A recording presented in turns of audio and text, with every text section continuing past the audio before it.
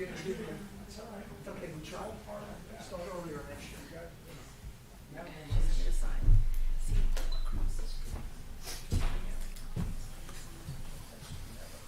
You still on call? You're on call, right, John? For what? For what? What do you mean for what? yes, yeah. Yeah, I got a whole month. I know, but you're in a hot zone, right? You're in a hot zone, man.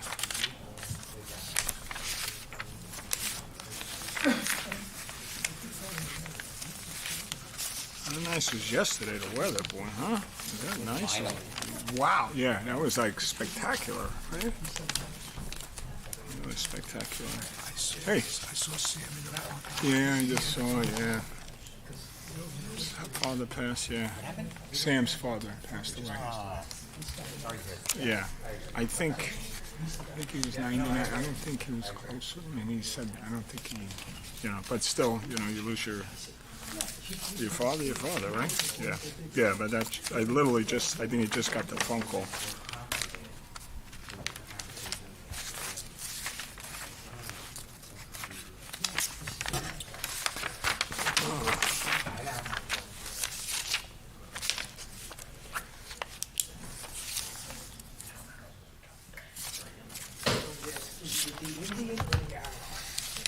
In this case, it's the Indian. The arrow is straight. If you put it in the butt. I just got the story.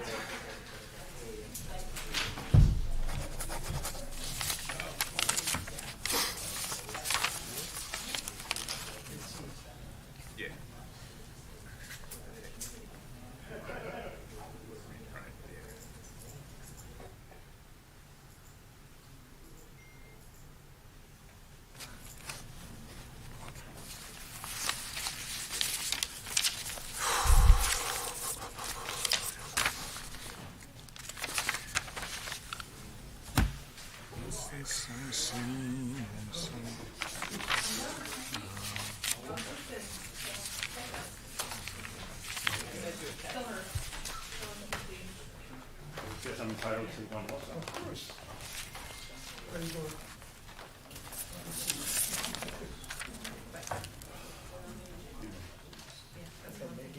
It's warm in here, isn't it?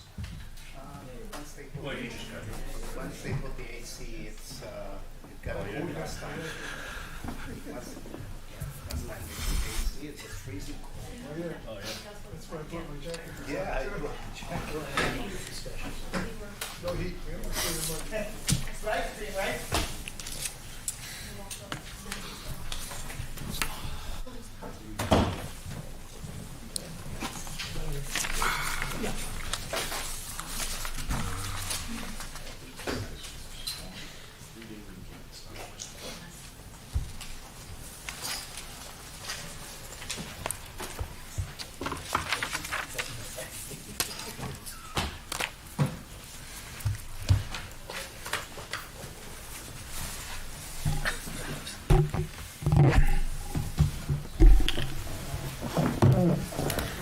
Have everybody, we all set?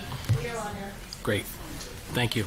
Good evening, everybody. I'll call to order the Borough Council meeting of Tuesday, May 27th, 2025. We're going to start with me reading the Open Public Meetings Act statement. Notice this meeting was published in the official newspapers and prominently posted in Borough Hall and filed with the municipal clerk in accordance with the requirements of the Open Public Meetings Act. Pledge of allegiance, please. Councilman Kelly. Allegiance to the flag of the United States of America and to the republic for which it stands, one nation, under God, indivisible, with liberty and justice for all. Can we have a roll call, please, Laura? Here, Mayor Koth. Here. Mr. Carnival. Here. Mr. Staff. Here. Mr. Tastian. Here. Mr. Kern. Here. Mr. Gullo. Here. Mr. Kelly. Here. Okay, tonight we're starting off with a proclamation recognizing National Public Works Week.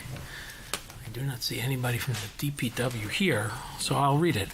Whereas public works professionals focus on infrastructure, facilities, and services that are of vital importance to sustainable and resilient communities and to public health, high quality of life, and well-being of the people of the Borough of Oradell. And whereas these infrastructure, facilities, and services could not be provided without the dedicated efforts of public works professionals, who are engineers, managers, and employees at all levels of government and in the private sector, who are responsible for rebuilding, improving, and protecting our nation's transportation, water supply, water treatment, and solid waste systems, public buildings, and other structures and facilities essential for our citizens. And whereas it is in the public interest for the citizens, civic leaders, and children in the Borough of Oradell to gain knowledge of and maintain an ongoing interest and understanding of the importance of public works and public works programs in their respective communities. And whereas the year 2025 marks the 65th annual National Public Works Week, sponsored by the American Public Works Association. Be it now resolved that I, James Coate III, Mayor of the Borough of Oradell, do hereby designate the week of May 18th through May 24th, 2025 as National Public Works Week. I urge all citizens to join with representatives of the American Public Works Association and government agencies in activities, events, and ceremonies designed to pay tribute to our public works professionals, engineers, managers, and employees, to recognize the substantial contributions they make to protecting our national health, safety, and advancing quality of life for all. So just a shout out and very big thank you to Dave, our borough engineer, and our DPW for all of the hard work that they do, which sometimes goes unnoticed but is absolutely necessary. Next, we will move into discussion. I apologize. I was asked at the last minute. I'm going to add one thing under discussion and move it up to the top above A, which is to ask our representatives from emergency management and come up and brief the council on emergency medical services in the Borough of Oradell. Gentlemen?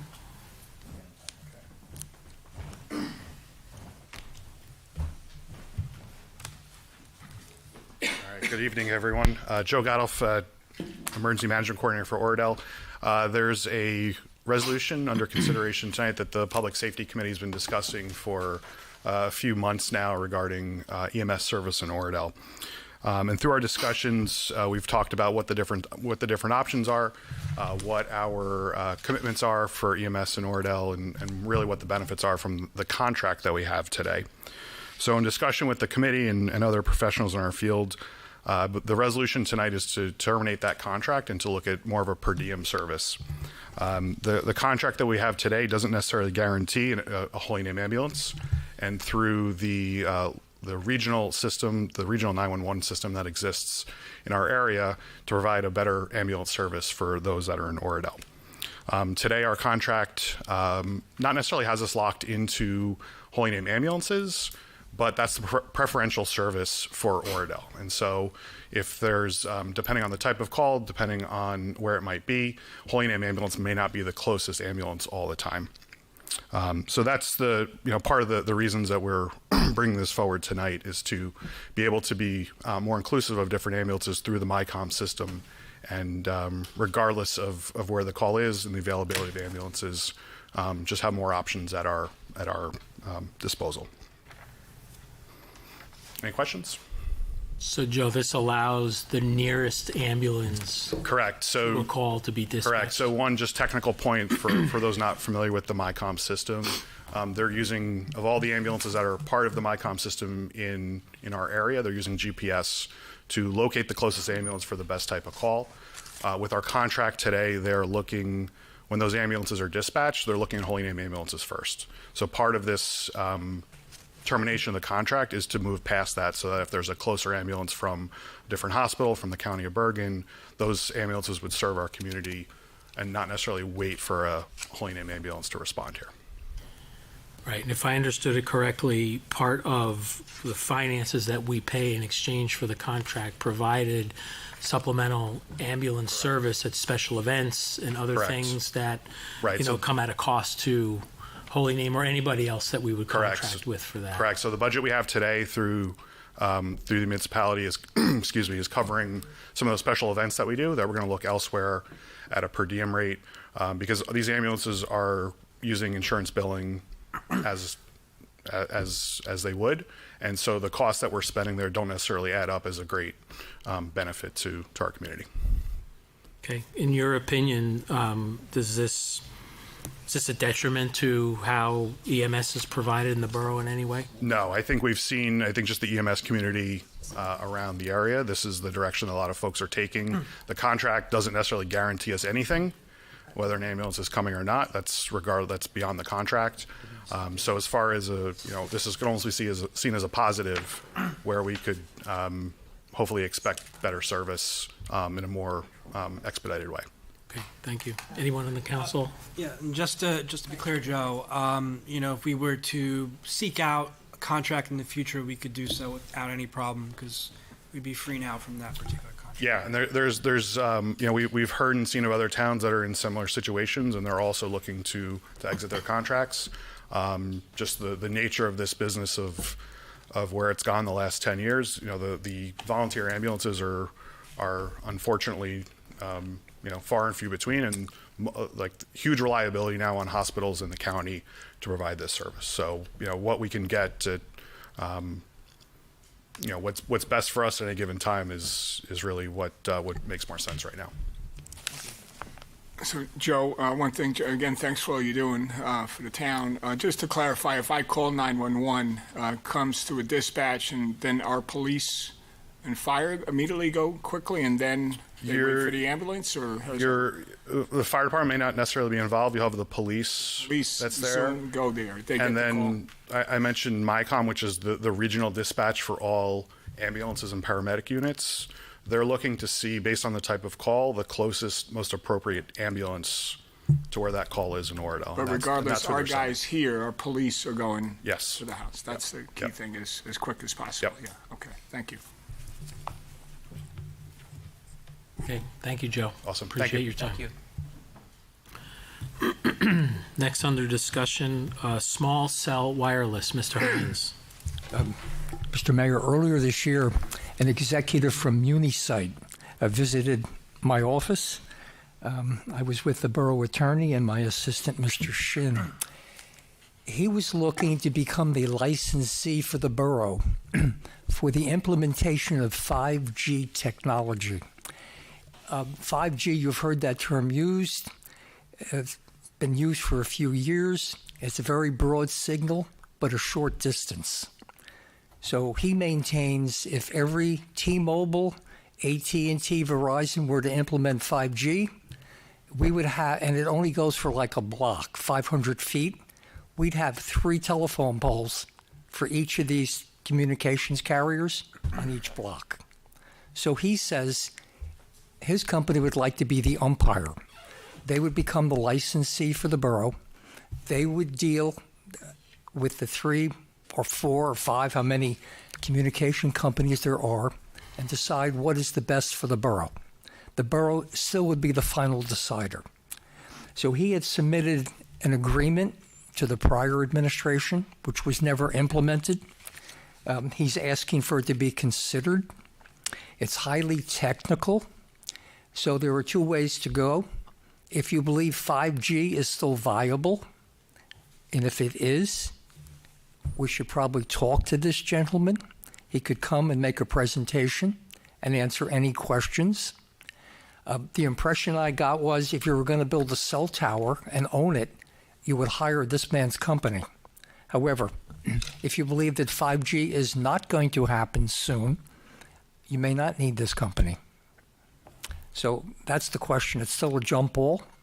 He's asking for the right to be the umpire for the borough to decide a lot of questions. Does it fit in with the borough's idea of height, color, etc.? To my knowledge, Mr. Atkins, I know you weighed in on this in 2023 as I was weighing the backup to this. To your knowledge, are they doing anything in Bergen County? I'm not aware. So if you believe 5G is going to happen, I would encourage the mayor and council to bring him in to make a presentation.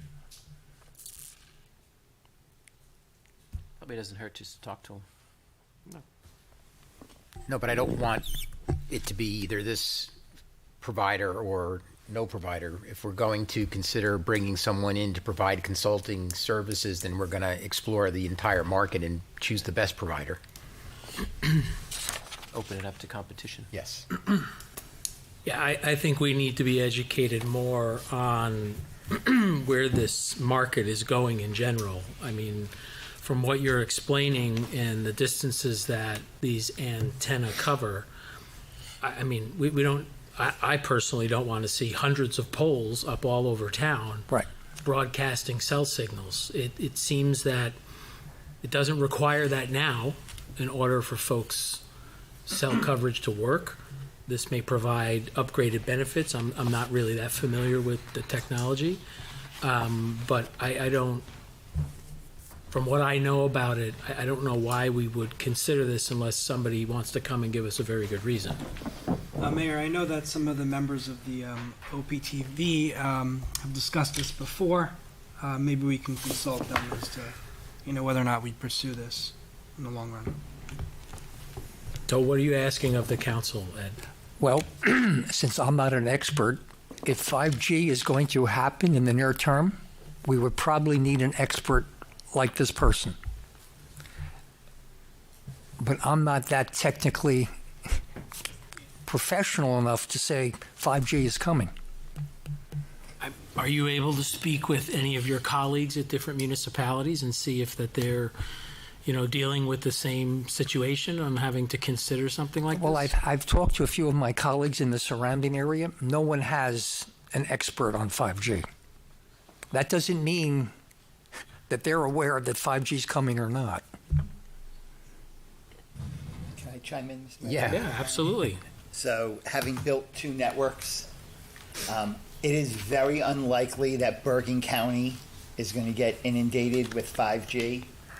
It's mostly used in areas where there is very shoddy coverage and also very transient. So you're seeing it in the beach towns coming in because they're not building the infrastructure. Like, we have 2 fiber network providers here. Down the shore, they don't have 2 network providers down there. So they're using it to fill in, and you may have seen it down at your place. I know it's where my house is. It's coming to Lavalette, and mainly because they don't want to put up any more cell towers. So, but I don't see it really penetrating here because, like you had said, there's very little need for it. I mean, have any of the carriers approached the borough saying we'd like to do this? No.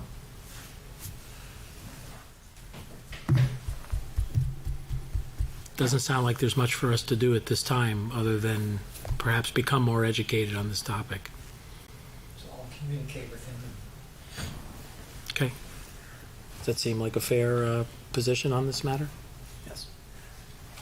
Okay, thank you. Next up for discussion is the 2025 capital budget. With the chief financial officer. Okay, we'll go to the next one while you're looking. Part-time project manager for recreation capital projects. This was circulated to the administration committee.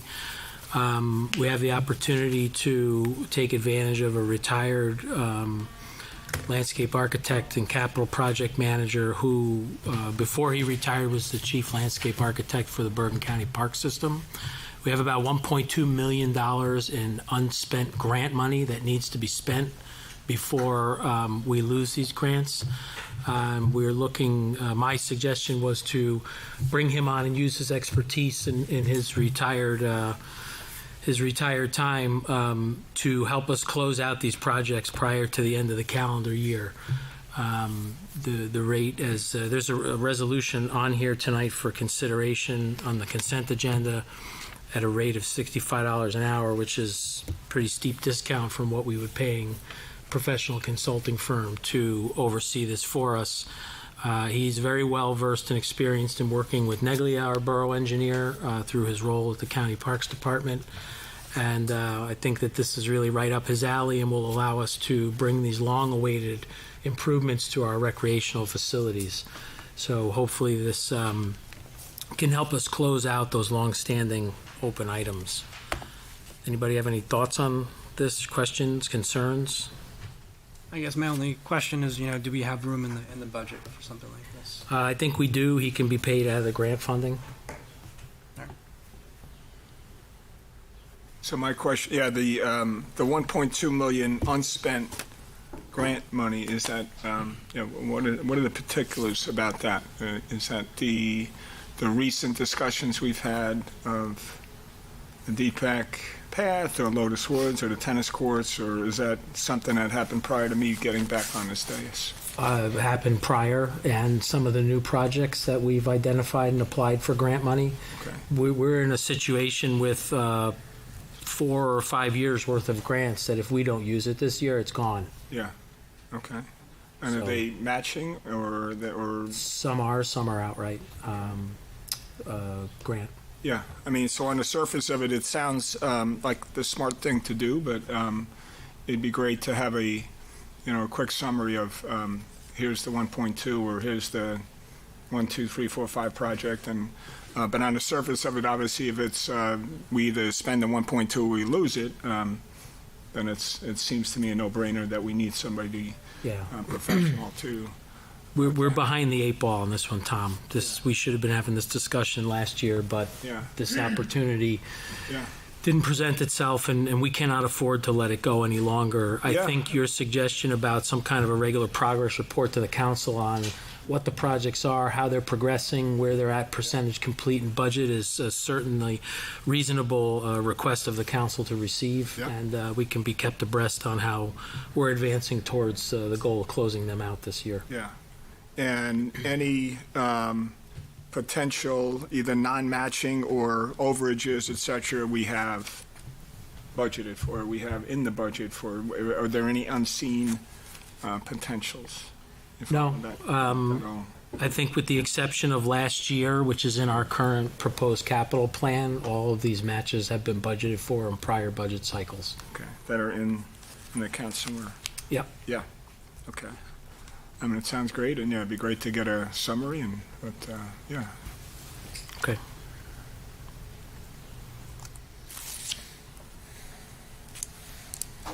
Okay. Mr. Mayor, I'm going to go with memory on the capital budget. We've talked about it upstairs often. So the goal of the mayor and council was to limit the capital budget to $3 million. The biggest item, as I said in a prior discussion, was the Department of Public Works has the biggest equipment costs. The Department of Public Works has suggested modifications in the following areas. For a street sweeper, instead of an electric sweeper, they would be more than happy to go with a diesel street sweeper. So that would cut the cost by half. So instead of $600,000, the cost would be $300,000. In addition, on the hook and go, which came in at $525,000, they have said they would be willing to take off the leaf vacuum, which costs $196,000, and to get a smaller chassis, which doesn't save as much, but the combined cost on a reduced hook and go would be $208,000. So combined, that's $508,000. I believe the capital budget was weighing in at 3.4 something million dollars. So this would meet the goal of $3 million. Capped.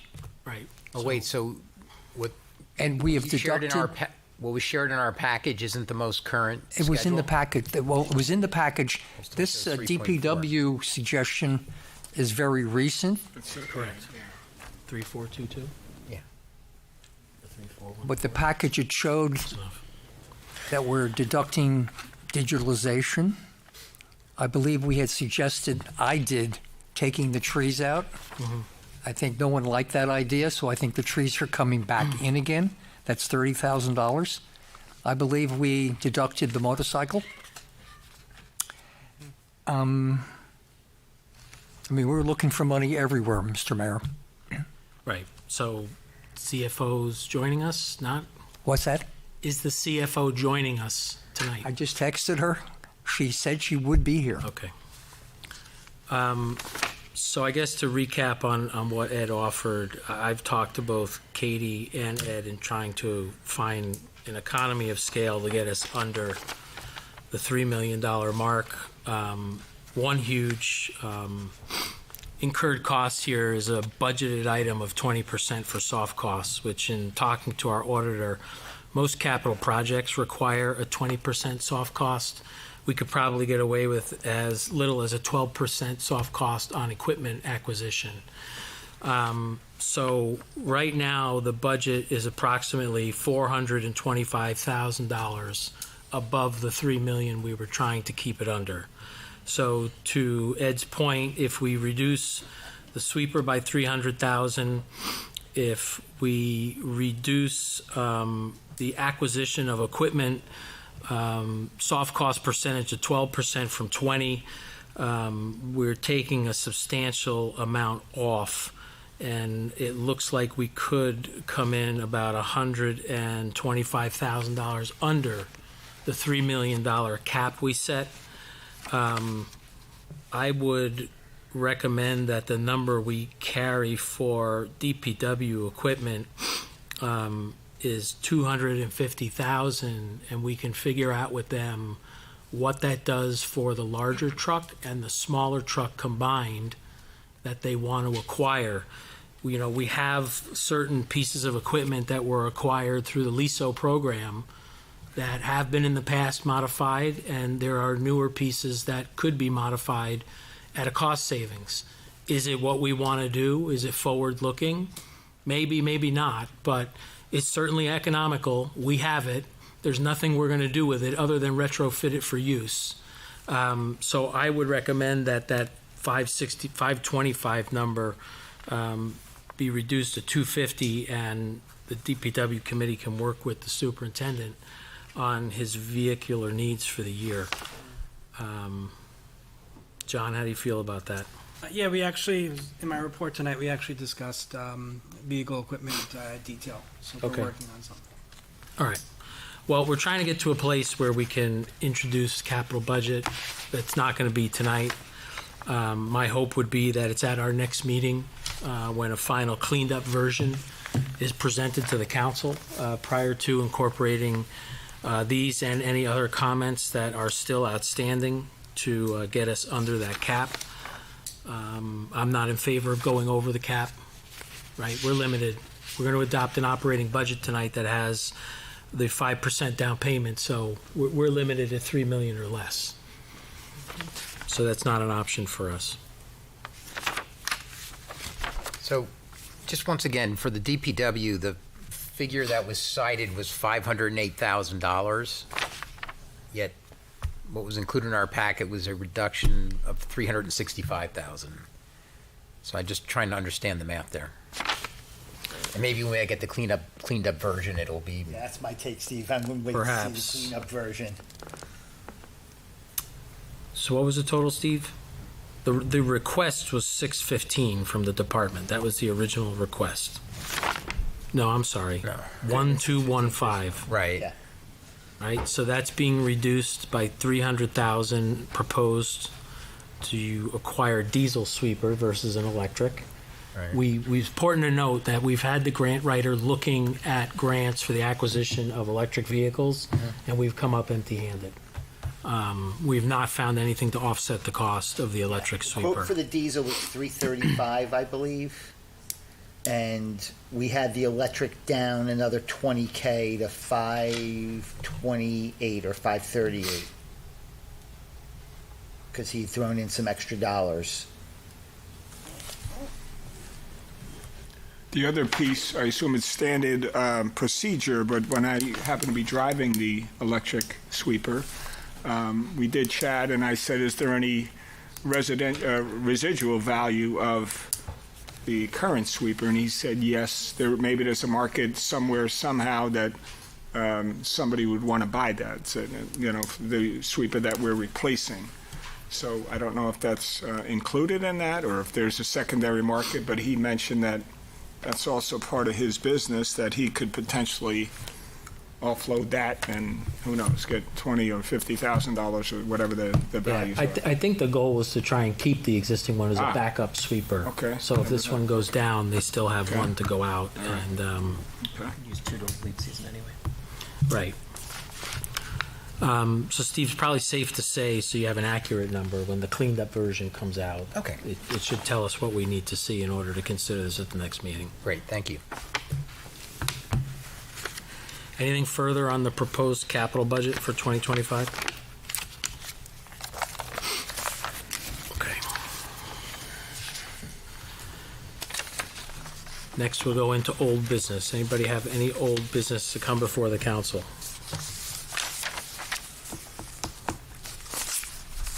Okay, none. Before I say new business, this needs to be new business for the council to consider. Your individual reports are for talking about committees, events, and all kinds of other things. This is new business for the council to consider. Okay, I have some things to speak about. I guess there may be old business and new business, I'm not sure, but I'm happy to include it while I speak about it, while I chat about it, or now, just some points that I'd like to bring up. So I'm happy to. Yeah, as long as it's business related for us to consider policy-wise or project-wise, but other things about events and stuff, we got to do that under our individual reports. Okay. Yeah, just about policy to discuss. Just one, I guess. Well, a couple of things. Obviously, a couple of weeks ago, we had a full house in the senior center by a tax assessor on all of the programs out there about taxes, and we know affordability and pedestrian safety are key points, but full house to talk about the state programs, whether it's the state New Jersey, Anchor, or tax freeze, those things. I did happen to attend Habitat, as we know, was putting in a new home up the street. They had an open house information session, I don't know, a week and a half ago or 2 weeks ago at the senior center. So for the folks that were able to go there, there was a good turnout. There were 2 sessions. There's an application process on their website, and I think some folks, people would have some serious interest there. So just to make them aware of that, this home here, again, one family, the maximum income limit, it's moderate. For a family of 4 is about $100,000. So please take a look at that. The application process opens on June 2nd. And with that, my other point, if I can look at my notes here, the other point is brought to my attention in terms of housing and policy, and that I think our planning board, et cetera, should discuss. I guess a number of towns, with all of the apartments that are going up all around, a lot of towns have a rent cap as ordinances on their books. So I do have ordinances. River Edge has a cap, an annual cap of 4%, New Milford 2%. And it's really, again, to protect some of our seniors that have sold their house and they want to stay in town. And I'm all for free markets, but if they have a lease and they're going to stay there, just to protect them potentially of massive increases. And obviously, if the place is empty and free markets prevail, then that's fine. But I'd like to share those ordinances that, again, our surrounding towns have that. If we are potentially, again, here in the future, now in the future, if there's going to be more apartments, just to look into that to protect our residents or seniors on fixed income. So I don't know if you're familiar with that, but I think it's... I'm not, but if you want to share what you've seen in other towns with the administrator and the clerk, we can have it as a discussion item for a future meeting. For multifamily, yeah, I think it makes some sense, a couple of residents, so I appreciate that. And the other things I'll bring up during my report. Thank you. Thanks, Tom. Okay. Right now, we're going to open to public comment for non-agenda items only. Do we have a motion to open? So moved. Do we have a second? Second. All in favor? Aye. Any opposed? We are now open. Okay. Linda Bessink, OPTV, and Dave Banfield, OPTV. it's awards time again, and start with that one? Yeah, start with that one. As most of you know, about 2 weeks ago, the Jersey Access Group had our annual conference, which culminates with our JAG Awards, which recognize excellence in access television from our members. And I just wanted to share quickly what we walked off with this year. There's a silver award, which it's all percentiles. It would bore you to death to explain it, but we came with a silver award for the historic Voorhees Cemetery. That two more points, we would have been gold, but that's upside down. That is okay. We're a little out of order, but we won 3rd place for our bulletin board. That's also gold. And that's again okay. And another gold award for Family Day, Hesley Rivera's Day. Go ahead. I told Councilman Gullah that I thought we would win an award for that. Well, we did, but we almost did. we made gold, but we came within 2 points of 3rd place, but we still placed gold. And last, but definitely not least, you can put them in there if you can. We won 1st place for our Independence Day Parade 2024, and that is what do you call that? The pinnacle is what we call it. They're a different shape every year, but we can't do it all by ourselves. It's support from the governing body, it's support from our residents and our crew, and all with the leadership of Nick. So thanks everybody. Hey Linda, one question. The award, the last award, the pinnacle. What did OBTV? It was for the Independence Day Parade last year. Okay. We do it this year for calendar year previous. So, Got it. Congrats. I just like the way we do our parade. So, it's always they call it the bread and butter council meetings and parades. So, thank you very much. Hopefully next year we'll have more. Congratulations.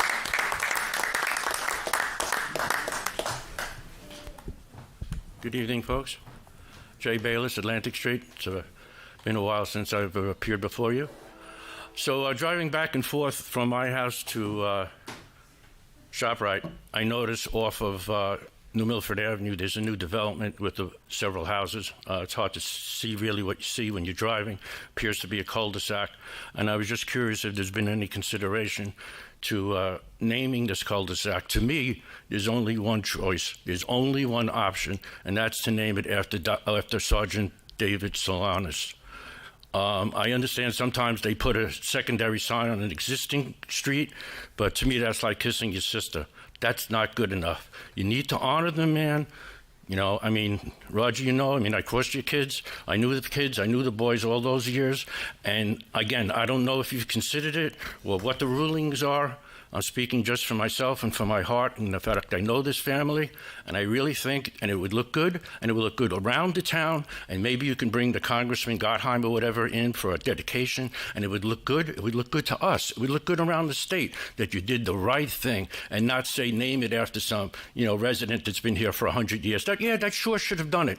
But this is a young man who made the ultimate sacrifice for his country, okay, maybe not representing the borough, but representing the borough. I don't mean to repeat myself, but I don't know if you've made any thought on that, and I see a couple of you shaking your head, so maybe I'm putting something in your head, but you really need, I was raised, you have to do the right thing. You need to do the right thing, and you need to name that street after Sergeant Solanas. Really, that's it. Oh, by the way, that thing about the 5G, just go to Riverdale and get one of those nerds out of the school. He'd know more than all of us combined. One of those kids in the school. Anyway, so let me ask you, has there been any consideration of naming that street? The street was named a number of years ago for Mayor Fay Way. Oh, so it was already a street that was already named? Correct. All right, well, there was no way for me to know. It just never really seemed like it was a street. There hasn't been much on it. Yeah, exactly. Oh, so it wouldn't be renamed for the sergeant then, right? I don't believe the street is something that the council's considering. We've been in discussions directly with the family and have been talking about what they would prefer. Oh, okay, so that's none of my business. All right, I just wanted to bring it to your attention because I just think, the young man should be honored, in some way and not just some. We agree. What, sir? We agree. Oh, okay, Mayor, thank you. Thanks Thank for your you. time. Thank you, Council. Thank you. Thank you.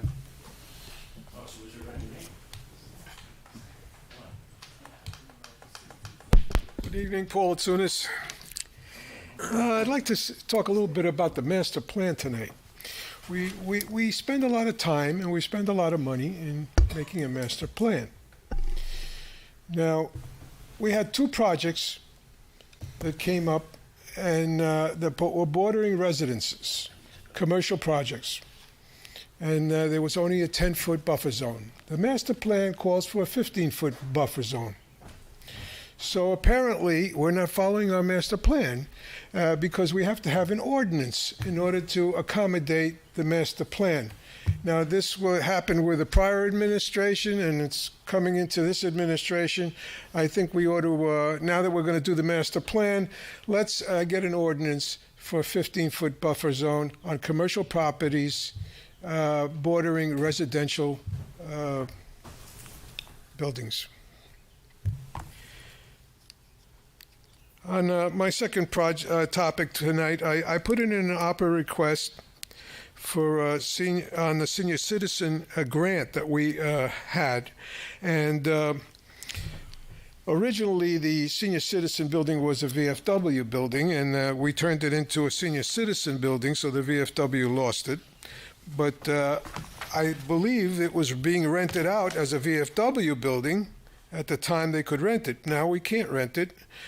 Because of what was said. But I wanted to look into it, and I wanted to see if there's a statute of limitations, so nothing is forever. And I think that maybe we can do something for the senior citizens to get some funds so that they can go on trips and stuff like that if we rent it out, or whatever else the senior citizens need. As a matter of fact, I'm not going to sue because it's past the time for Oprah, because I don't sue my own town. I would never do that. I love this town. I don't sue. The other thing I want to talk about is I'd like to see a patrol car down at the southern end of town. I'd like to see it prominently, and also to see a screen saying the speed limit there. My wife has been after me to talk about this, and so I'm doing it tonight. And she says, having a tough time getting out onto Kinderkamak Road, as we all know we are, but they're going like really fast. They're not going 30. They're going 40. They're going 50. And it depends on the hours. You know, when there's not a lot of traffic, that's when they really speed. That's when we need a patrol car down there. Because when it's rush hour, it's kind of slow anyway because the traffic backs up from New Milford Ave on the light. So I'd like to see something done along that line. I did not forget, I was waiting for the water fountains. I don't want to forget that, and I don't want to forget the farmers market. Hopefully we're working on it. And I didn't forget the electrical problem that we've had for 14 years that has never been fixed at the gazebo in the Kinderkamak Road so that we could have holiday lighting there. And if we're doing all these other things, I think we could do that. And that's all. The other thing I want to say is I want to thank the police department and the fire department for everything that they do. And it takes a lot of courage to be a police officer these days. And I just want to acknowledge that. I'm so happy and gratified that we have such a good police department here in Oradell, and they're protecting us. Thank you. Thank you.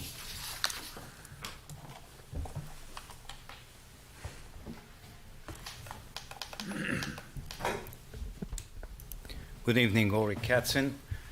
Good evening, Council. Good evening, Mayor. Yesterday was Memorial Day.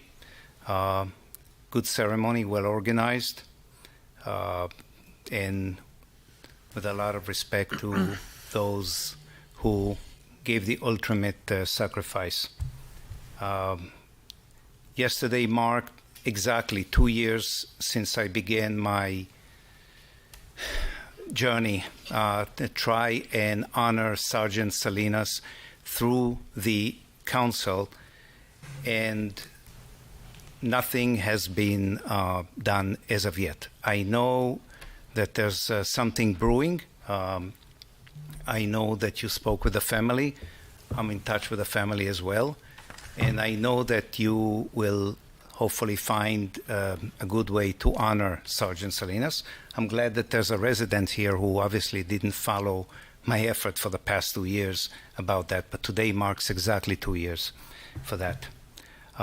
So hopefully things will do. My proposal about the honorary street names is a very democratic and fair way to honor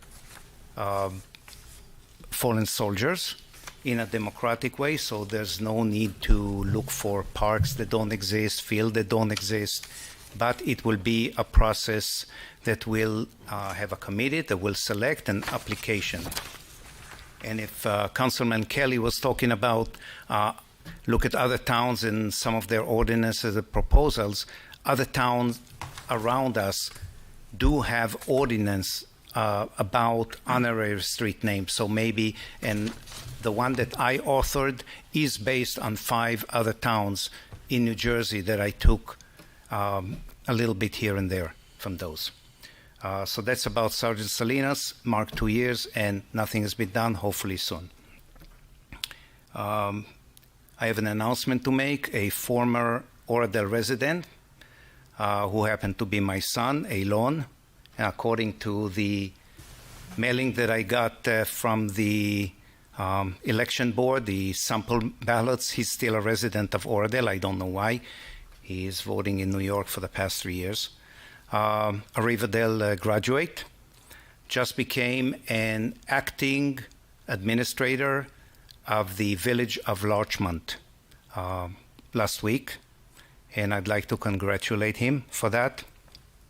Village of Larchmont has about, I think, less residents than Oradell, 6,000.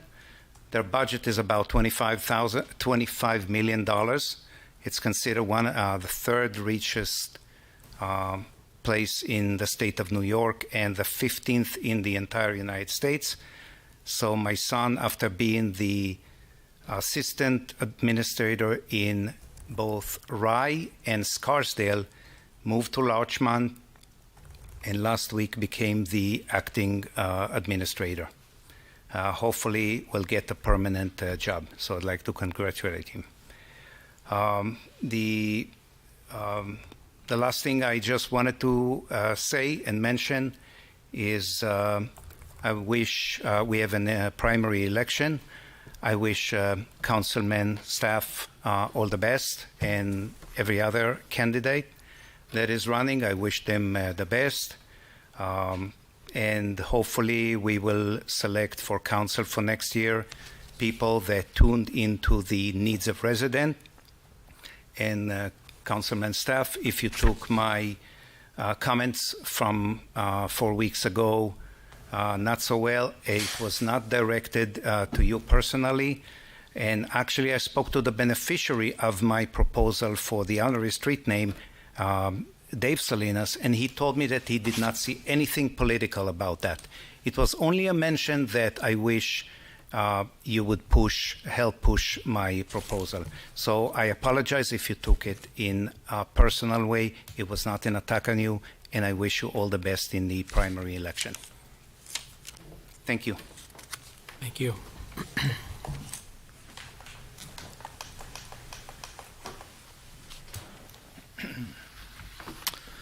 Good evening. Michael Valente, 653 Park Avenue. And I'd like to talk a little bit about ordinance, I think it's 25-5. Section 3, I want to make sure I understand first what I'm reading, that parking will be prohibited on Park Avenue, the north side, west from Kinderkamak Road for 500 feet. So does that include everyone, including those who live within that zone?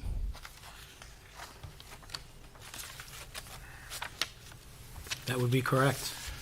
Okay, so someone who lives within that zone can no longer park in front of their home, just to be sure. The council is considering the ordinance under the recommendation of the police department that they're concerned that parking can or may inhibit emergency response through the street. I agree with that completely, So Mr. their Mayor. recommendation was to select a section of the street, not both sides, but one side, and prohibit parking to ensure that there's always adequate room for an emergency vehicle to pass. So fair enough. Living on that street on the south side, I would tell you that that is absolutely an issue, but it's one of several issues that the overflow business has brought. And I'd like to put this in perspective of, it's my memory, but as I recall, the parking study that was done concluded that there was sufficient parking in municipal parking lots to handle this business. As it stands now, we live in a residential zone, and we are bearing the cost of this business. The parking is a cost of the business. It's changed our lives. There's noise at night, there's parking, there's motor noise, there's car horns, the traffic is intense, the valets are zipping around. It's really a very different street now. And so my understanding, though, I never believed the parking would go to the municipal lots unless it's made to. I always knew the parking would come up Park Avenue as it does. So I appreciate the safety concern. But I would like to offer a proposal. It may sound crazy, but hear me out. Maple and Prospect between Ridgewood Road and Oradell Avenue, Park, Center, and Church become residential by permit only. And we direct all of the business parking for the central business district to the municipal lots, and we install kiosks where we then charge for the parking in those hours. Because as it stands now, my neighbors will never be able to park in front of their house through no fault of their own. The safety issue was brought on by the business. The parking study concluded that there's sufficient municipal parking. Did that include Park Avenue? I don't think it did. I recall that it was just about the municipal lots. So I'm here to just respectfully ask you to consider that, because now what it means is if I want to have a graduation party for my daughter next year, I have to have it on 8 a.m. on a Sunday morning? Where do my guests park? Where do their guests park? Do they have to go to the municipal lots to go to their house? It just feels truly unfair. I'm not opposed to the restaurant. I wish them all the success in the world. They did a beautiful job on the building. But our street is bearing part of their cost. So I would hope for some remedy. And I would say I look at the parking lot behind the library every night when I walk my dog. It's empty. And there's a lot of parking there. And it's a block and a half. It seems to me that's the way we should think about it and make some money for the town. There's no spillover business. They're the only business in town open at night besides the other restaurant on the other side of town. It's not like the UPS store benefits from people coming out of there at night. It's just what we have to hear, the loud cell phone conversations, the slurring talk, the loud engines, the thumping when there's a DJ in there. One night you had a Lincoln Navigator with a trailer longer than the Navigator. It took up your entire curb. So I've rambled on respectfully. Please consider something I would think more comprehensive and strategic to solve this issue besides restricting us from being able to park in front of our own homes. Thank you very much. Thank you. Any other public comment on non-agenda items?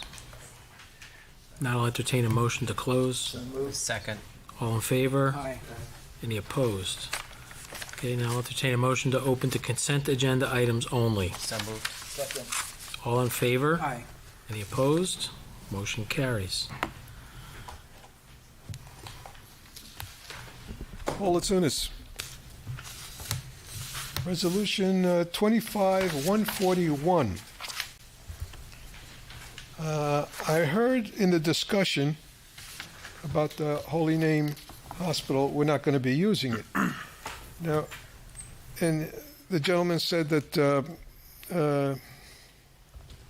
there may be other hospitals closer, like Valley is closer, Bergen Regional is closer, and I'd like to know, is that what we're going to do for the emergency on Valley or Bergen Regional for ambulance service? Oh, Yeah, Paul, we actually don't use those hospitals. Those hospitals are those rigs are actually dispatched to us from MICOM directly. So we've had a contract with Holy Name over the last few years that honestly doesn't give them priority when they send the rig out. So we've actually did the analysis and we looked at the metrics. The majority of ambulances that actually come to us are actually from Hackensack that pick up situations. Second is actually Valley, and then comes Holy Name. so Hackensack is the closest, or Valley is the closest? It's not the closest. It depends upon which rig is actually closest to the emergency, gets dispatched to pick up that individual and take them to the hospital. Okay. And even within the pickups, we also took another drill down and see where exactly those patients were taken off to. A majority was actually taken to Valley and to Hackensack, because the person that's being picked up has a choice. What was the second one you said? Valley? Valley and Hackensack. And Hackensack, okay. Yeah. The patients actually have a choice as to where they want to go. Okay, thank you. On the ordinance, will we have comment on the ordinances? Public comment on ordinance? Yes, when they're introduced. So in the instance of the ordinance Mr. Valenti was discussing, there is a part of that introduction where I ask, is there any member of the general public who wishes to be heard concerning the ordinance? That's 25. That's the one that I'm not going to be able to comment anymore? You can when we speak to the introduction. Okay. All right, thank you. There'll be a separate comment period. Okay, thanks.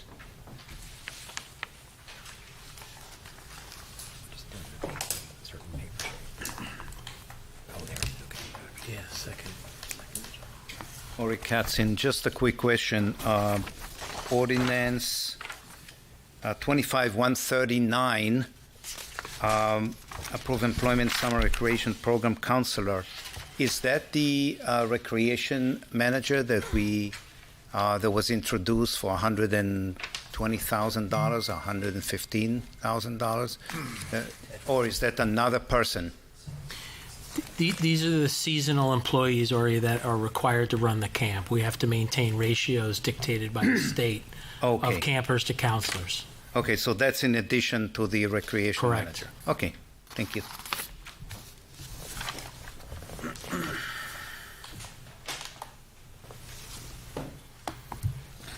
Seeing no further public comment on consent agenda only, I'll entertain a motion to close. Second. All in favor? Aye. Any opposed? Okay, Laura, can we read the correspondence into the record, please? Yes. Number one is a letter from residents concerning a tree removal request for 349 Elm Street. Number two, letter of appreciation regarding Oradell Police Department from Gary Hall. Number three, letter from Bergen County Division of Taxation regarding 2025 taxable value adjustments. Number four are the Oradell Police reports for March and April of 2025. Number five is letter from Megan Bozio, Superintendent of OPS, regarding camera installation. And number six is email from 111 Commander Black Drive regarding ordinance 25-4.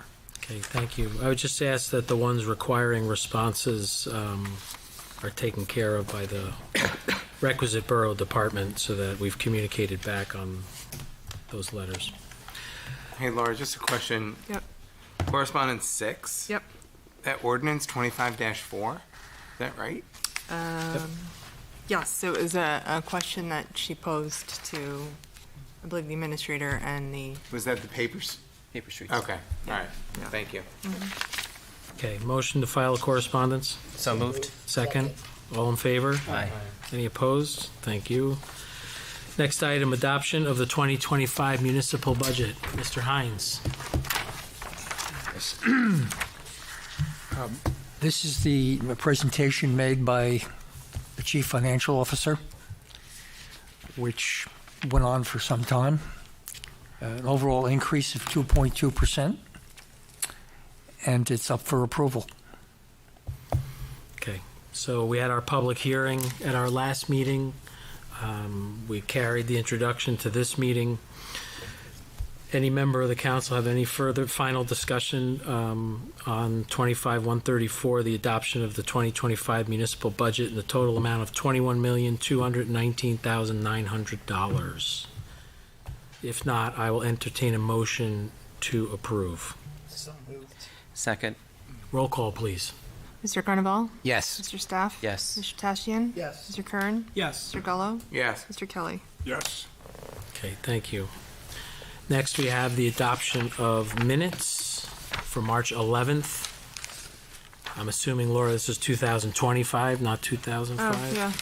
April 8th, 2025, and April 22nd, 2025. Does anyone need to vote individually, or can we do this as... Everybody was present at all the meetings. At all the meetings, okay. Has everybody had adequate time to review? Does anybody have any corrections, errors, or omissions to bring forth? If there are none, I'll entertain a motion to approve those meetings minutes. So moved. Second. Roll call, please. Mr. Carnaval? Yes. Mr. Staff? Yes. Mr. Tashian? Yes. Mr. Kern? Yes. Mr. Gullo? Yes. Yes. Mr. Mayor, just for the record, even if it was 2025, I'm proud to say that I was not on the council back then. Thank you, Councilman. Next up will be the consent agenda. Does any member of the council have any questions or comments or wish to pull an item for a separate vote? If not, I'll entertain a motion to approve the consent agenda as listed. So moved. Second. Roll call, please. Mr. Carnaval? Yes, except I'll abstain from 25-141. Okay. Mr. Staff? Yes. Mr. Tashian? Yes. Mr. Kern? Yes. Mr. Gullo? Yes. Mr. Kelly? Yes. Okay. I did ask for a resolution to be pulled for separate vote because I wanted to put an explanation statement in front of it. Resolution 25-146 is to approve a final payment to the Borough of Rivervale in the amount not to exceed $19,655 for building department services. Very clearly and succinctly explained, this was a shared service agreement that a past council had entered into to deal with a conflict inspection for a member of the governing body's development projects in town. The shared service agreement, while valid, ceded all of our permit fees to the Borough of Rivervale to perform this work. Not required by the law, nor demanded. The borough cheated itself out of some permit fees with regard to this agreement that was approved. So I just wanted to make that statement. I also wanted to say that, realizing nothing is ever perfect, I did speak with the mayor of that municipality and ask if there was something that could be done to help make this a better deal than it was. They expressed to me that that was not something that was going to work for them, and I was advised by council that we were to pay the bill. Otherwise, we would be served with a legal action to collect. So I just wanted to be out there. If Mr. Bailey has anything he wants to add to that statement. No, Mayor, you accurately reflected the circumstances and status. Yeah. So while I'm not very happy about this, and it will pain me to personally deliver the check to the mayor of Rivervale, we have been recommended to conclude this. We did dissolve this shared service agreement 2 meetings ago, so this will not continue. If we have a situation where conflict inspections are required, I will happily say that my renovation was a conflict inspection. All of the permit fees went to the Borough of Oradell, and we worked with the Borough of Emerson to handle those inspections for us, and we would, in reciprocity, handle conflict inspections for them. While the municipality is certainly entitled to recoup the costs it incurs to perform this service to us, this was a little excessive in my opinion, but on the advice of council, we're going to pay that bill. That contract is concluded. I just wanted to make sure everybody was aware of that, and we can close the chapter on this one. So I'll entertain a motion to approve Resolution 24-146. So moved. Second. Roll call, please. Mr. Carnaval? Yes. Mr. Staff? Yes. Mr. Tashian? Yes. Mr. Kern? Yes. Mr. Gullo? Yes. Mr. Kelly? Yes. Great, thank you. Mayor's report. Some of the things I would say will be said by others, so I will leave it to them on the topics of paving and some other things. I will say that at a recent joint insurance fund meeting, Oradell is not totally compliant with our cyber GIF training requirements. So we're going to bring in our risk manager, Gerard Quinn. We're going to have a monthly meeting with him on a number of insurance matters that are before the council. And I've asked that the council receive updates on any litigation or other insurance matters going forward in closed session on a minimum of a monthly basis. There are some things we have to clean up. DPW did win a gold safety award for a second year in a row. So kudos to them. It's not an easy thing to do. There are plenty of towns that don't receive a gold award. So it's really good to see that our staff are thinking of themselves and their safety first when they're at work every day. So I'm going to conclude my report at that, and I'm going to pass it on to Council President Carnaval. Thank you, Mayor. We have two ordinances up for final reading. So ordinance number 25-4 is ready for final reading. Will the Borough Clerk read ordinance number 25-4 by title only? Borough Board L vacating certain paper streets. So ordinance number 25-4 been published in full, posted on the bulletin board, and made available to members of the general public. Yes. Is there any member of the general public who wishes to be heard concerning this ordinance? Is there any member of the council who wishes to discuss this ordinance further? So, Mayor, I'd like to make a motion that ordinance number 25-4 be passed on final reading and published in the Bergen Record on Monday, June 2nd, 2025. Second. We have a roll call, please. Mr. Carnaval? Yes. Mr. Staff? Yes. Mr. Tashian? Yes. Mr. Kern? Yes. Mr. Gullo? Yes. Mr. Kelly? Yes. And our second final reading, ordinance number 25-5 is ready for final reading. Will the Borough Clerk read ordinance number 25-5 by title only? An ordinance of the Borough of Oradell amending Chapter 165 parking lots, municipal, specifically 165-10, regulations for specific municipal parking lots, and amending Chapter 280 vehicles and traffic, specifically 280-34, Schedule 8, stop sections 280-39, Schedule 13, parking prohibited at all times, and 280-41, Schedule 15, parking prohibited certain hours, 280-53.1, emergency no parking declaration, and 280-60, declaration of snowstorm emergency removal of vehicles. Has ordinance number 25-5 been published in full, posted on the bulletin board, and made available to members of the general public? Yes. Is there any member of the general public who wishes to be heard concerning this ordinance? Well, let's do this. This 25-5 has a stipulation in there that you have to have a resident sticker on your car if you're going to park in that parking lot by the Walgreens area, that parking lot there. It's from 7 in the evening to 6 in the morning. Now, we have a Players theater that people come, and they come from other towns, and some are former residents that still come to the meetings, to the plays in the theaters, the presentations, and they may not have a sticker anymore because they moved, or we might have other people from other areas that want to come, and that's the place that they usually park, because all of the theater's presentations start around 7:30. So usually around 7:15, people start parking, start gathering there. And I see that this has no consideration for the people going to the theater. And where are they going to park? They're going to have to park all over the streets. Oradell. can we amend it to allow parking maybe for a certain amount of time? Whereas it says you can't park for more than 3 hours, it says, unless you have a sticker. So, Paul, I believe that the timing that you're mentioning is intended to be directed at overnight parking in the lot. I would agree the timing perhaps could be listed differently, perhaps 12 a.m. to 5 a.m. I'm not 100% sure. This is what was recommended to the council by the police department and the traffic bureau. Nothing we do here is permanent. Everything can be revisited. I think it's just making sure that if there's overnight parking in that lot or other municipal lots, the resident sticker is required.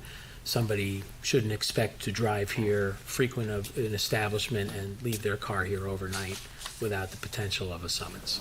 I can understand the overnight, but I'm just saying. You see, the theater used to have parking spots there, okay, and people could park on the sidewalk also.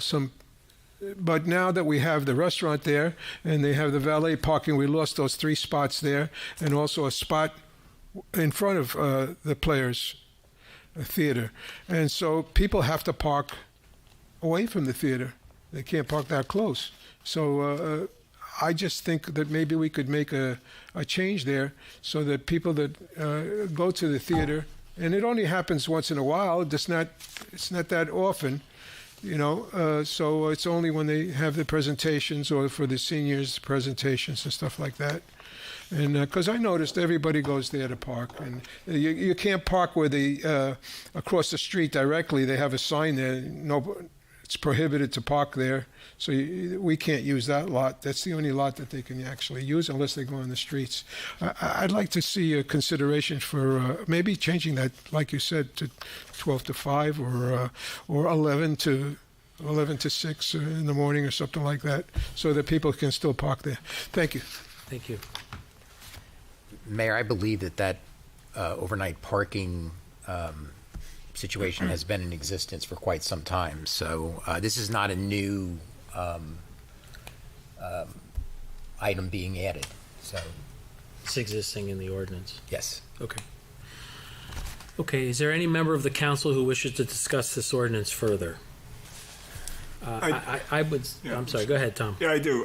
Just to back up what the resident mentioned a little while ago, with the change, and if I'm reading it correctly, in 25.5 on Park Avenue North, it looks like it's currently the north side for 225 feet, and we're extending it to 500 feet. So that would and I totally agree with him to his point. If I'm having a graduation party, I should be allowed to park in front of my house. I'm assuming that's probably incorporates only 2 or 3 homes on that side of the street. So if there's a way to mitigate our residents not being able to, if it's simply 2 or 3 homes, and maybe I'm wrong if I'm not thinking about this correctly, where we're going from 225 to 250 on that side of the street, that can't be more than 3 homes, that those 3 homes are exempt from that ordinance. I don't know if we can add that addendum, but I totally agree with him that. So to your point, Tom, in the instance that Mr. Valenti presented about having some kind of a social function at his residence, which we all do have, the same situation would present itself during that instance where parking would occur on both sides of the street, on a street that's really probably a little too narrow to accommodate emergency response vehicles when you have overcrowded parking on both sides of the street. I certainly hear Mr. Valente, and I hear what he's saying, and I would say that nothing we do here is going to be perfect. This could be amended further going forward, but I think something needs to be done in the short term. Yeah, I think it's a move, right? I think that the ordinance is to help that situation out, right? Right. You could look at saying this alternates side of the street so that there's equal fairness. There's a lot of different things. I even like Mr. Valenti's discussion about, paid parking if we're driving frequenters of businesses in Oradell to the municipal lots. It's a bigger discussion.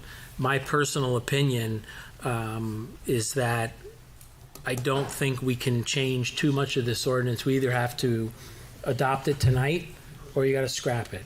And I don't know that we should be scrapping it because failure to act is going to be on us. God forbid something happens because of the traffic issues on that street. I think we should continue to look at this and monitor it and work with the police to say, is this the best way to be doing this? Should we alter this? Could we do things differently going forward? But I don't think inaction is an option that we should undertake. Again, I appreciate the spirit of the change. Again, it's already 225 and we're going to 500. Does that help the problem? I guess it does, but I just would hope that we're cognizant, again, to his point, yes, certainly a sticker that he lives there, et cetera, and, if just to get some relief for that, I'd go bananas also, right, as I'm sure Yeah, we all no, would. I hear him loud and clear. Yeah, it's a very good point. Exactly. I think the rest of the ordinance is great. What is it doing is making our streets safer and putting up stop signs and those types of things, which is wonderful that our police and public safety are doing that. So I'm with you. But, yeah, I'd like to, hopefully it's not an issue for those. Again, I'm assuming it's a couple of homes that we can help them out. Right, and they still have the option of parking on the other side of the Right. street. They do. Yeah. And, the reason why it's being done and for the suggestion was because emergency vehicles cannot get through. We get it. Yeah. It's tough enough to drive a car through when they're parked on Sure. both sides. It's similar to how when Halloween happens on Prospect Avenue, the police department posts emergency no parking signs on one side of each of the cross streets off Prospect. It's a similar concept. Bergen Catholic has a game.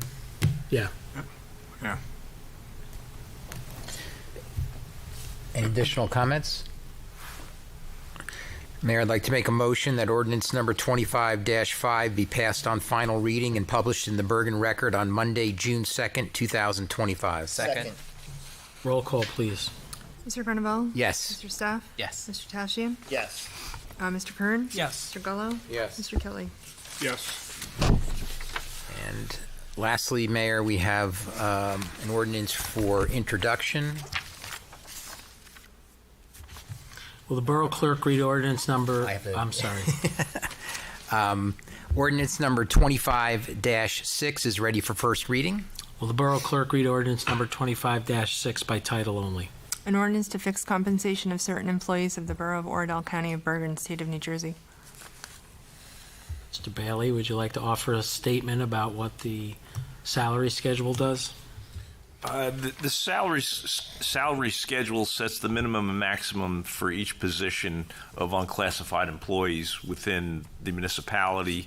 It doesn't mean that they're getting paid the minimum or paid the maximum, but it provides for the range, and typically towns do this usually annually or just to reflect any changes that there may have been with raises for the unclassified employees throughout the budget process to make sure that this is in line with what they potentially could be paid. Thank you. I'd like to make a motion that ordinance number 25-6 be passed on first reading and published in the Monday, June 2nd, 2025 edition of the Bergen Record. Second. Roll call, please. Mr. Carnaval? Yes. Mr. Staff? Yes. Mr. Tashian? Yes. Mr. Kern? Yes. Mr. Gullo? Yes. Mr. Kelly? Yes. Thank you, everyone. There was a combined Administration and Ordinance Committee meeting on April 28th where we discussed the salary ranges listed in the ordinance that was just introduced this evening. We also finalized the construct for the Borough Hall summer hours, which were formally approved this evening through Resolution 25-138. The Planning Board met on May 6th, where we continued to hear testimony and questions from the public on 420 Kinderkamack Road, that project. The application was once again carried over to the June meeting, which is scheduled for Tuesday, June 3rd at 7:30 p.m. The board is also continuing to work on completing an updated housing plan as part of the borough's fourth round affordable housing obligation. This is tied to the new affordable housing legislation that was passed at the end of last year, and the housing plan is due to the state by June 30th. Both the planning board and the mayor and council will be holding special meetings to complete this project. The zoning board met on May 19th, where they memorialized the resolution for the Genther Avenue Special Needs Housing Project. They also heard testimony for 3 residential applications, and all 3 applications have been carried over to the next meeting, which is scheduled for Monday, June 16th at 7:30. Due to the Memorial Day holiday, the Historical Committee did not meet this month. And just one other item, Mayor, it was suggested that we consider renting the senior center to generate additional revenue. I think what the town realized was that based upon the market price you could get to rent out the facility and the amount of maintenance and issues that arose from having people use that facility, it was not really economically beneficial for the borough to do that, which is why a decision was made not to rent out the hall any longer. Thank you. And that's my report, Mayor. Thank you. Public Safety, Emergency Management, Board of Health, and Municipal Drug Alliance. Councilman Staff. Thank you, Mayor. Just to update everybody, the mayor, the 2 lieutenants, and myself met with OPS leadership to discuss the Class 3 officer last month. Those discussions will be continuing, and we hope to have a decision from them prior to our next meeting. The police chief interviews were advancing. We met with them today, where they presented their vision for the department, and we hope to have a recommendation for council consideration in June as per our original schedule. OPD officers are also being interviewed. The search committee is advancing about 5 candidates for the Public Safety Committee to interview. We had 108 applicants apply. Enforcement checks will continue on crosswalks and speed enforcement throughout the borough. The last one in April was a success, and with positive response and praise coming from the community. The Board of Health also met earlier this month, and the blood drive is scheduled for August 18th at the Senior Center. And that concludes my report, Mayor. Thank you. One point, Councilman, thank you for that. The last time I spoke about the crossing here at Park and our seniors going to dress rehearsal the Thursday night, I did chat with Lieutenant Gangemi. He did mention, I guess in the past, a phone call was made, and he certainly welcomed that. So we'll do that in the future when our seniors are crossing that road, when those evenings come up. And he couldn't have been more welcome, whether it's hiring a crossing guard or having one of our guys over there help that out, just to put that on your radar, that we'll try to keep up with that when our people are going over there. So thank you, and thank those guys for supporting that. Thank you, Councilman Kelly. Thank you. Library, OPTV, and Economic Development. Councilman Tastian. Thank you, Mr. Mayor. At this time, I'd like to congratulate OPTV on their awards and to thank them. You know, it's very difficult to get volunteers to come out as much as they do for our events and for our meetings, and it's greatly appreciated, and clearly somebody is recognizing them for that service. So publicly, thank you to OPTV, and that's all I have to report at this time. Thank you. Before I turn it over to John, just a reminder, we elevated the engineer's stature and gave him his own report on the agenda. So, in my own spot. DPW and Board of Education's liaison, Councilman Kern. That's what I had first on the list. But okay. All right. No more to first. Okay. The DPW committee met on May 20th. We discussed a number of topics, including capital equipment, updates and discussions on the LISO program, and asset management. In summary, we discussed better ways of managing the assets we received from the LISO program and focusing more on long-term value of the equipment and assessing the useful life of those assets that we do take on from the LISO program when assuming that equipment and retaining it. That brings me to my next topic on the capital budget discussions with the committee. We went back and looked at some of the capital budget items that were requested by our superintendent. He brought us up to speed on ongoing evaluation of the vehicle purchases with considerations for cost versus benefits. Such discussions were regarding leasing versus purchasing some of the vehicle equipment outright and maintaining functionality of the vehicles while managing the cost associated with the vehicles we already have in our inventory. We also discussed the status on playgrounds, fields, and maintenance, including new installations and updates to the DPAC water fountain. So that looks like that's been installed. And also work on the multiple playgrounds is ongoing. Mulch has been applied to many of the playgrounds, and I'm actually meeting with our assistant superintendent tomorrow at Memorial Field to discuss, some touch-ups that we can do in that playground specifically. We also discussed maintaining the WEX card, looking for signatory backups for operational efficiency in case somebody's absent who has the ability to sign off. We have a second who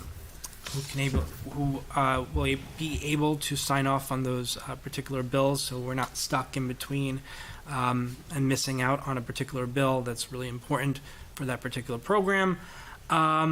Lastly, I'd like to report on an incident that happened on May 24th involving a car accident on Kinnekamak Road.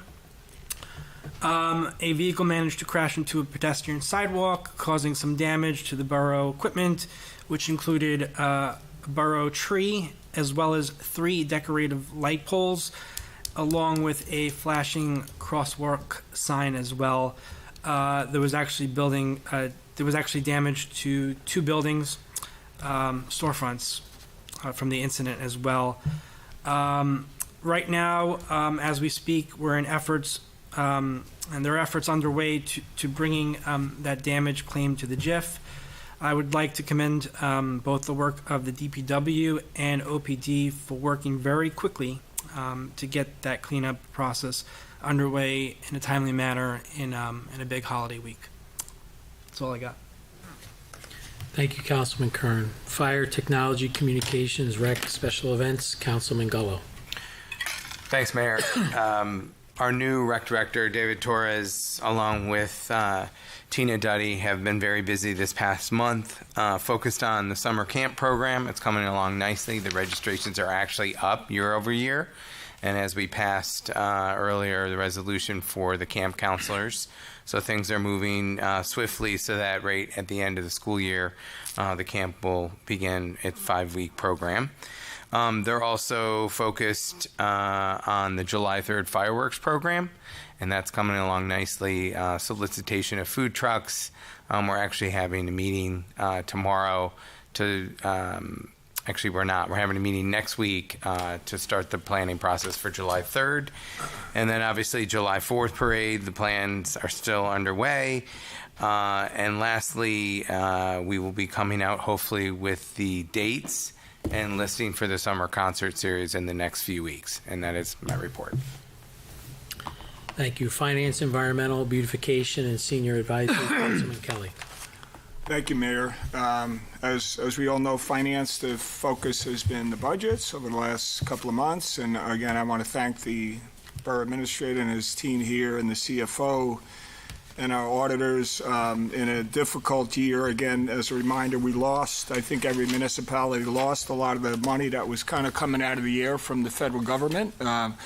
A lot of municipalities used those funds, I think, to plug budget holes, et cetera, and we did not. But that challenge, we lost those funds, and as well as the real estate situation of residential commercial values, which we went through. So I think it was a wonderful job by everybody here, Mayor and the rest of the governing body, to get the budget passed tonight. So just really terrific work. And environmental and beautification continues to be a very active and busy group and time of year. And if you see the main road right in front of the building, those flower pots that were weeded and and replanted, and with beautiful flowers and flags, etc., to make our town look beautiful for Memorial Day. So if you see those folks, just please thank them. Again, this is all out of their personal time.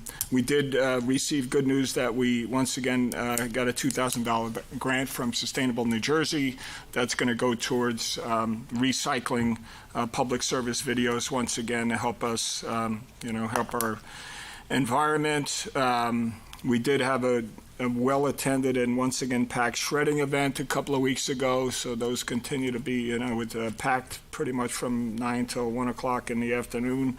Again, our volunteers staffing that, which came free from the state. We continue to have the plastic bag bench program going. We continue to run the swap shop and the styrofoam recycling, all of those programs. Again, just a lot of hard work and dedicated volunteers. This Saturday, June 7th, is the Riverkeeper Reservoir Challenge, which is really a neat day. The committee will host a table there. It's open to the public. I know there's the Mayor's Challenge, and it's a fishing derby, etc. It's a great day right here in Oradell. I think, and Sarah is sponsoring the food and lunch, etc., etc. So that's pretty much an all-day Saturday affair. And the also rain barrels were donated. There's one in this building, and there's one in the senior center that are going to be, I think there's 3 of them that on the Arts Festival, June 8th, they're going to be painted and given away. So if you want to take a look at that, there's a few of them around the borough. And again, the plastic bag receptacles are in this building, in the senior center, and at the DPW. Seniors again, yes, David, our new recreation director, working with Councilman Gallo and the rest of the team there is just awesome. His energy and his ideas and his responsiveness is just really welcomed, and really excited to work with him and really to get that group going, to have a full calendar of events, whether it's bingo, self-defense, yoga, exercise, speaker series, concerts.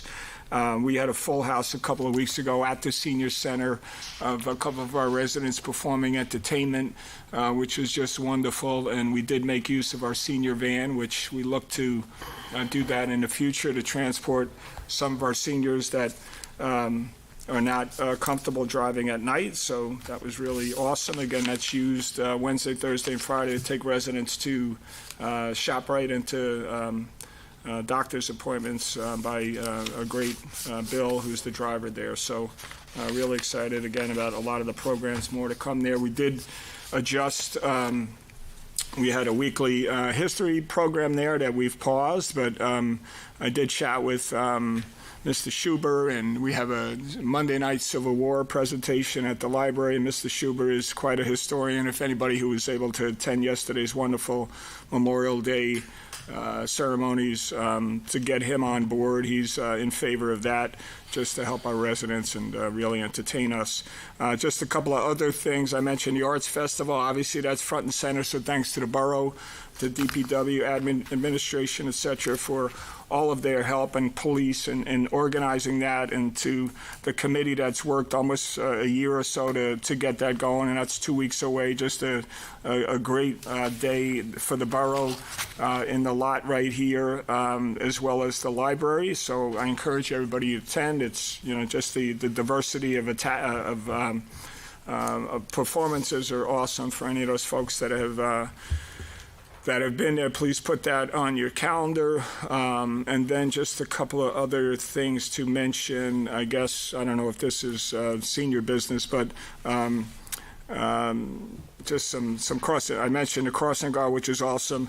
The last couple of weeks, May and June, are busy items. Just to thank Lynn Lowe, who ran it. For those folks who were able to go to the public school for the Metropolitan Opera that was here, that was just an awesome day to bring those professionals here to our borough. So thank her, and it was, again, a packed house there. I had the opportunity to attend with the mayor the Girl Scouts awards ceremony. Again, those ladies and men that help the Girl Scouts and all of the public service things that they do, just really awesome to an honor to attend those things. And I guess the last thing, again, from being at these things, chatting with residents, one of the folks that run this nursery school right behind us on that pad, Mayor. We have a couple of our vehicles. Sometimes there's earth-moving vehicles or dune buggies, etc. That's right on the grass that those kids play, and potentially that's a liability. And if I was a kid, I'd be climbing on it. So I think it would make sense for us to be some type of shrubs or a little fence or something, if you know what I'm talking about, just to separate that from, we don't have a lot of green space in town. You know what I'm talking about, Mr. Administrator? That little pad there, and Mayor? Actually, we moved them 2 weeks ago down to DPW. Yeah, but I just saw tonight there's an earth mover. I'm just There's a like, little if bobcat. there's a... Yeah, there's a little bobcat that sits there, and I think Yeah, that's also. I'm gonna be just, moved. it would be a magnet if I was a 7-year-old boy, just to climb on, just to put a little fence or something, I don't know, or, you know, I don't know, I would think so. Maybe a liability thing, and that's all I have, Mayor, thank you. Tom, just a quick question. The rain barrels, if you Yeah. can get me some specs on that, just from a health point of view, a little bit concerned as they may be mosquito breeding grounds. They may be... Mosquito breeding grounds. Wow, okay. I'll have to talk to, get back to on that. So far, we have a pretty wet season, so we're expecting a larger mosquito population this year. Okay. I know the county does come through and do some spraying. Wow, because... So we need to just be...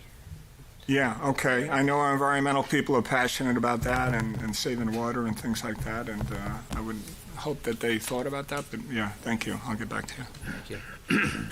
Yeah, I'll conclude one thing to Tom's point about yesterday's Memorial Day ceremony. I want to thank Tina Duddy, Eric Schuler, and Pat Schuber, who really put a lot of effort year over year into making sure that is a special and successful event. I went as far as to ask Pat Schuber, who usually gives a speech each year at the Memorial Field ceremony, if we'd be able to compile his speeches year over year and sort of reduce them into some kind of a book or document that the borough can use for its own history going forward. He really puts a lot of thought.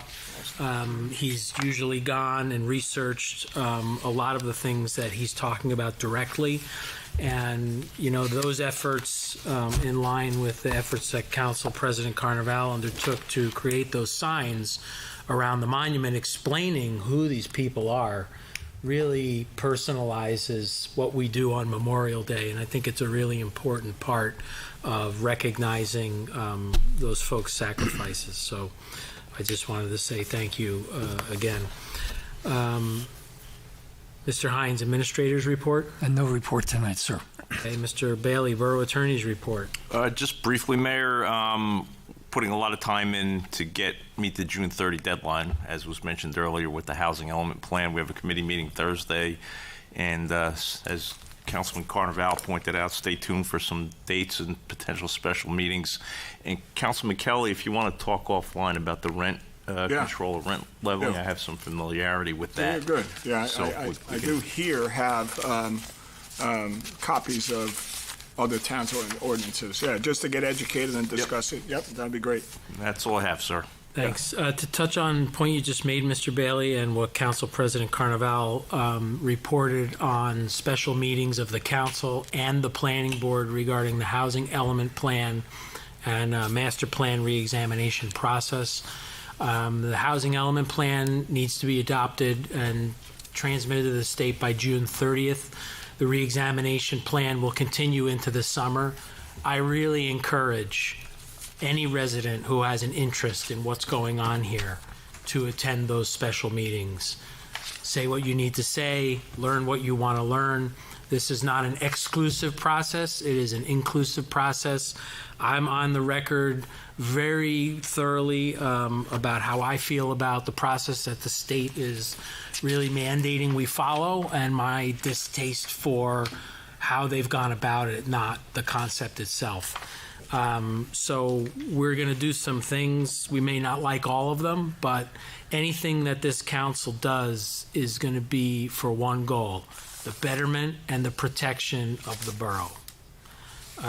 So I just wanted to say that I would really encourage, and I'm going to, Ed, I want to get those meeting dates once they're finalized on the town bulletin board, so that there's as much transparency about the dates of these meetings and for the public to come participate in them. may not like everything that's going to go on, myself and other council people included, but we have a fiduciary responsibility to protect this borough from things such as overdevelopment and the like. So I hope people show up. Mr. Atkinson. I'm sorry, Mayor, to that point, the last meeting that we had, I'm sorry to interrupt, was we discussed potentially meeting the 24th, 5th, 6th, 7th. That has not been solidified yet? We have not satisfied. This body? We've not settled on the date yet. So I'm keeping those Correct, days Laura? open, not a Friday, but Wednesday. Requested Mr. Duckin to give me the planning board dates, because I believe they have to set their date first. Yeah, And- they're meeting tomorrow and Thursday, and the subcommittee, that is. And I believe those dates should be finalized, and you should have them before the 3rd of June. Okay, and then I can send out, if we could work backwards against the schedule to pick a couple dates so that we Yep. can make sure that we have a quorum. Yeah, I would like to very shortly after June 3rd be able to try and get all this in stone for the meeting dates so that we know and the public knows when this is going to be discussed. But in terms of us having to vote on it, I believe, if last I heard, the planning board meets 23rd or the 24th, and we need to meet the 25th, 6th, or 7th, or something like that. So that's the definite that Correct. this body, it's those days we want to keep open here, right? Is that Correct. correct? Thank you. Mr. Atkinson. Thank you. I'm not used to having my own spot, so thank you for putting me on here. Just want to update you guys on a couple different projects that are ongoing. PSE&G had reached out to us today related to their schedule for milling and paving of the streets. We're working through those dates as we speak, looking to get it set for July, so it's just after the 4th of July holiday and outside of all the school events. So once I get a definitive date from them on that, I'll report back on the actual date itself, but it looks like probably the 2nd or 3rd week in July is what they're going to be able to accommodate for us. As a reminder of which roads there are, it includes Rustic Road, Phyllis Lane, Amaryllis, Woodland, Birch Tree, Summit, Seminole, Lotus, Prospect, Oakley, and Oak Tree. So that's the list of roads that they'll be paving. So the actual milling and paving operations, they're anticipating about a 1.5 to 2 week operation when they get in to do that work. Dave, what's up? There are still some streets, I think. I don't know whether they're letting them settle longer or they're in a succeeding phase of pavement, but Woodland has trenches that were opened. Woodland's on the list. Oh, Woodland, And okay, if I- sorry. It's on my list here. If I didn't read it out, I apologize. But I might Woodland not is have one of heard those. it. So that whole, when they're completed, everything in that section north of Oradell, south of Soldier Hill, west of Kinderkamak, and east of Forest will get repaved that they Great. worked on. Thank you. So that'll So complete the that name stuff. you omitted was one of the more popular Separate ones. project. And I'm going to get to that one next. I'm sorry to jump you, all right. No problem. Okay, yeah, I'm antsy, all right. with that. So to answer your question, Councilman Kelly, so Midland Road, so the borough received DOT funding for that project. So we pulled that out of the PSE&G stuff so that we could handle that as part of the grant funds.